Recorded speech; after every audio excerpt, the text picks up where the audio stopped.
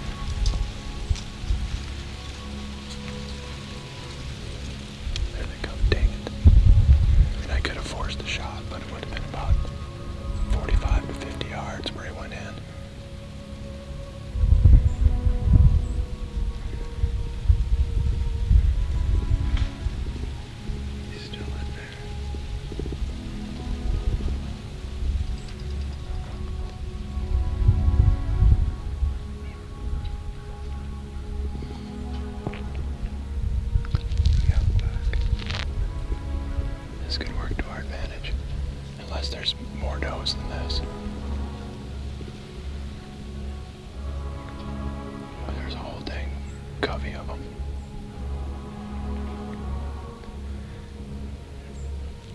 I got a bad feeling they're gonna turn that corner.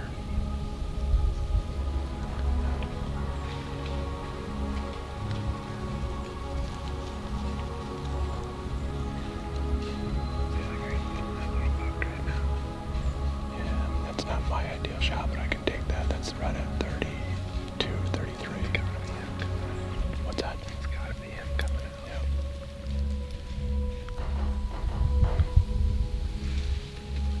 Okay, that doe is coming out. Get ready. Okay.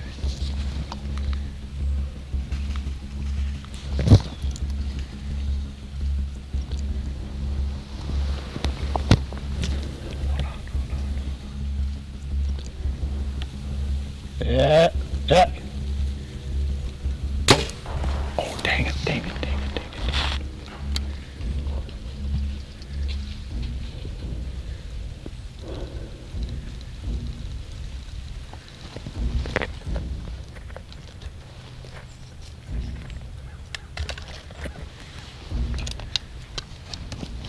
Careful.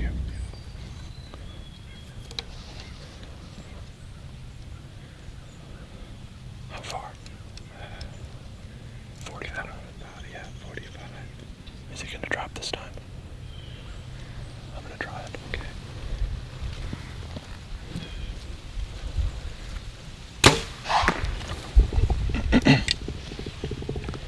Well, he's gonna die.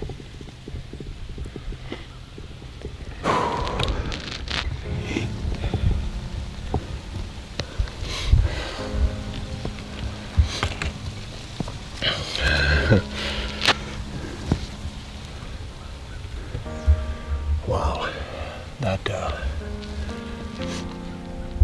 the first shot, he was probably 35-ish. And I put the 30-yard pin on his brisket, thinking he was going to drop like they usually do when they stop him, and he didn't drop an inch. So I shot right under him, and I thought, well, that's the end of that game. But Skinny is the bull of the woods, I guess, and he wasn't intimidated by any noise in a tree or even seeing a couple of guys standing in a tree. He was, I don't know what was going on in his head, but I was able to load another arrow. The second shot was 45, and I put the 40 kind of mid-vitals, and he dropped and turned a little bit there, I guess. But now we'll just, I'm just going to sit here for a few minutes and enjoy it. But we'll regroup and go back after him in a little bit.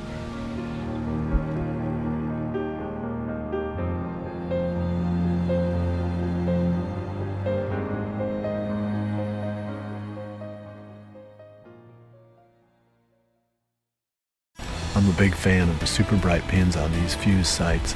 There's enough ambient light from just the first light of morning that you don't need the sight light. So I had a chance this morning to kill a really nice buck. I mean, I never thought, which pin do I need to use or where is that pin? Those things, they were glowing. When we have an encounter with a big deer like we did this morning with Skinny, there's a lot going on in the tree. The last thing you want is to have some kind of a tree stand accident that comes into play. We never worry about that when we're using the muddy safe lines. In fact, we won't leave the ground without using the muddy safe lines in the tree. No matter what happens up here, we know we're going to come back to the ground safely at the end of the hunt. I love the small food plots on our farm. I plant them to frigid forage trophy clover because it holds up to heavy browsing pressure and does well with the limited sunlight I get in these small openings. Deer become accustomed to using these spots morning and evening. The doe that brought Skinny within range was, no doubt, a regular on this small plot. Surprisingly, Skinny didn't see Zach and I in the tree, even though he was looking almost directly at us. We were both tucked behind the branches of the shingle oak tree, but just as importantly, we were both wearing Realtree Extra. Small things can make a big difference. If he had pegged us in the tree, I'm sure I never would have gotten a second shot.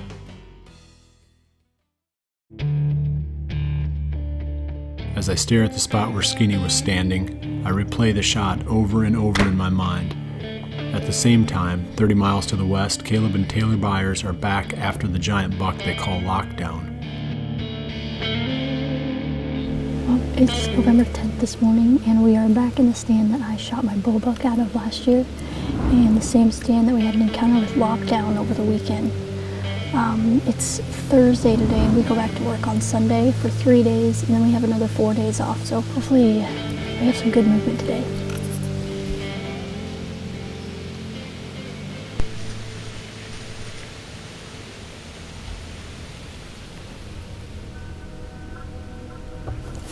Looked like a decent buck. Should I run at him? Yeah.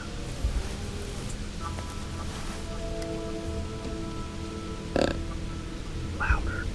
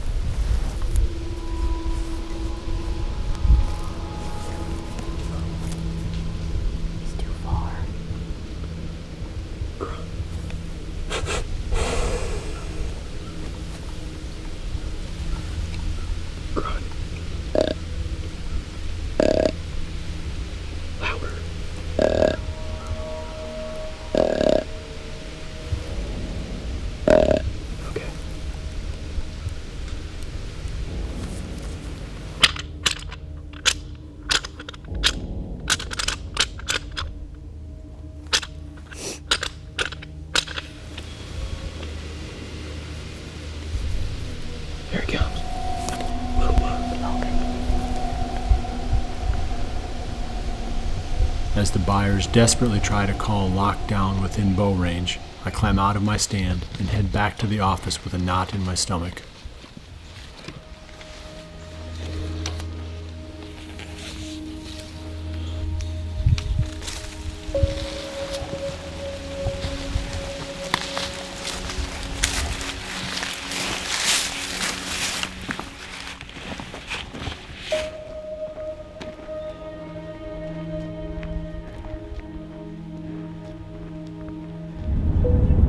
I always hate it after I kill one of the bucks that I've been hunting for a long time, because then every time you go out, you don't have that same driving force. You don't have that one buck that you're after.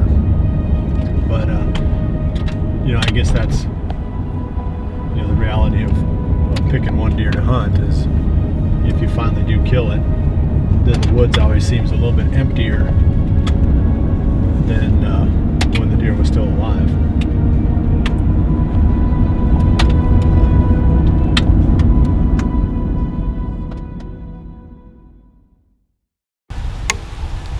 I shoot this Hoyt Ultra Rest, and the reason is for just moments like today when your nerves are rattled, the last thing you need is for the arrow to come off the rest. That's just one less thing you got to worry about. That thing is not coming off there no matter what I do. Whether I turn the bow upside down, no matter how I turn it, when I bring it back upright, that arrow is resting perfectly. Ozonics devices electronically change oxygen molecules into ozone molecules, which are unstable. As they rain down from the Ozonics unit, these unstable oxygen molecules try to stabilize by grabbing carbon molecules wherever they can find them. Human odor is primarily carbon-based, so the ozone eats up the scent molecules as the two gases mix in the airstream downwind of your stand. The RTP Genesis seeder permits us to plant all sizes of seeds, from the small stuff found in Big and Beastie all the way up to big seeds like corn and soybeans. It is nice to have this much flexibility in one critical tool. Muddy's ProCam line is made up of very affordable portable cameras that have excellent battery life. Because their total cost to own and operate is low, you can run more of them on the same budget. More cameras means more information, and that eventually leads to an increase in success. There's another one coming, Caleb.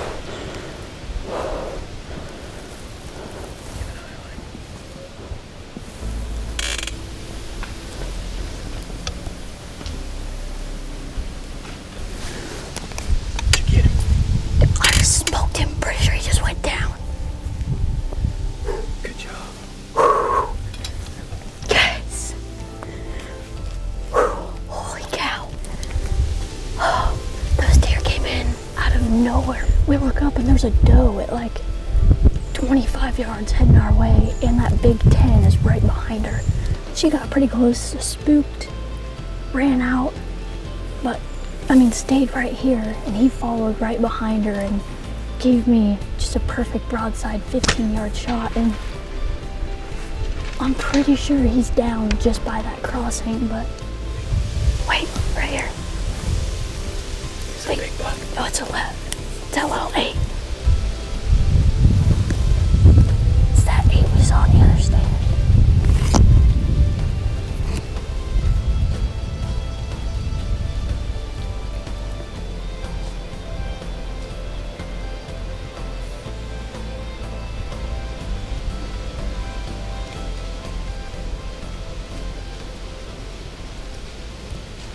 Well, we just climbed down. I'm going to talk pretty quiet because we know lockdown's still in the area, but we're standing right where I shot my buck, and I shot him around 8:15. It's about 11:30 right now, so we're going to try and get on a little blood.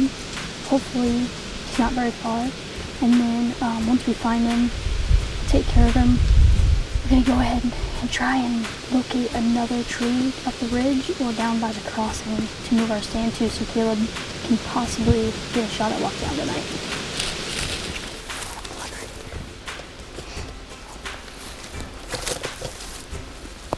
He's right there. Yes. Oh, man.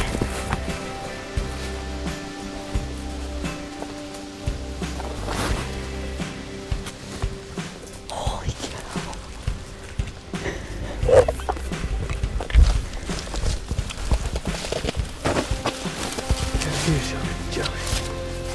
Holy cow.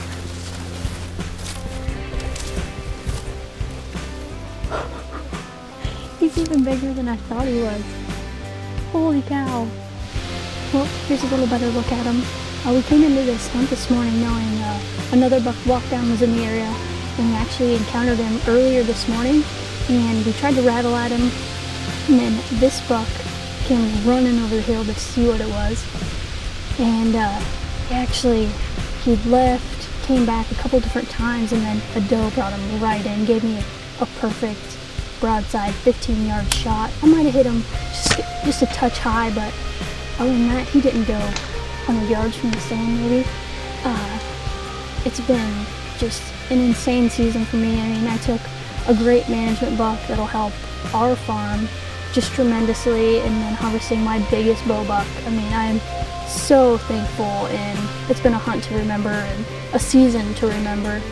And that's the beauty of the rut. We had no pictures of this buck whatsoever, and I couldn't be more thankful that he showed up and gave me this opportunity. So now we're just going to get Caleb's other buck, and our bow season will be officially done.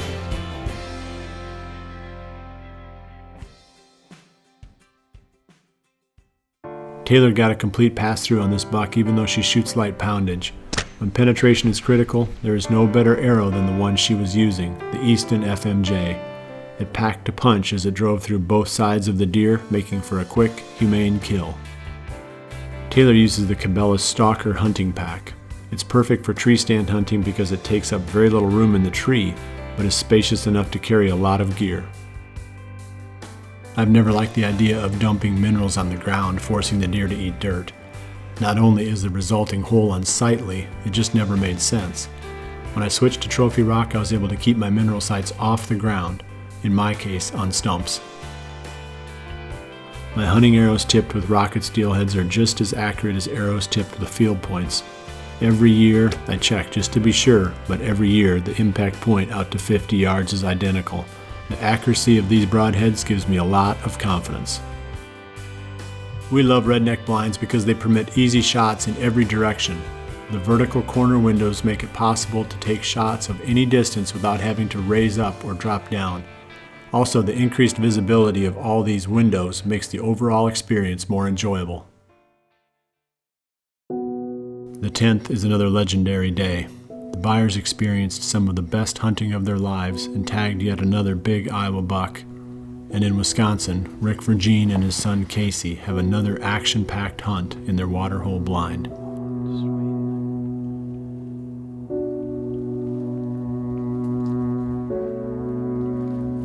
Hit! Hit!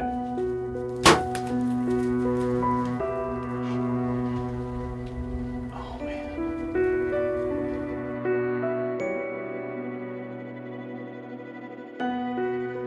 I finally arrowed the buck I've been hunting since October 19th, but instead of celebrating, I watched the minutes tick away on the clock. Unsure of the exact nature of the hit, I make the hard decision to leave the buck overnight.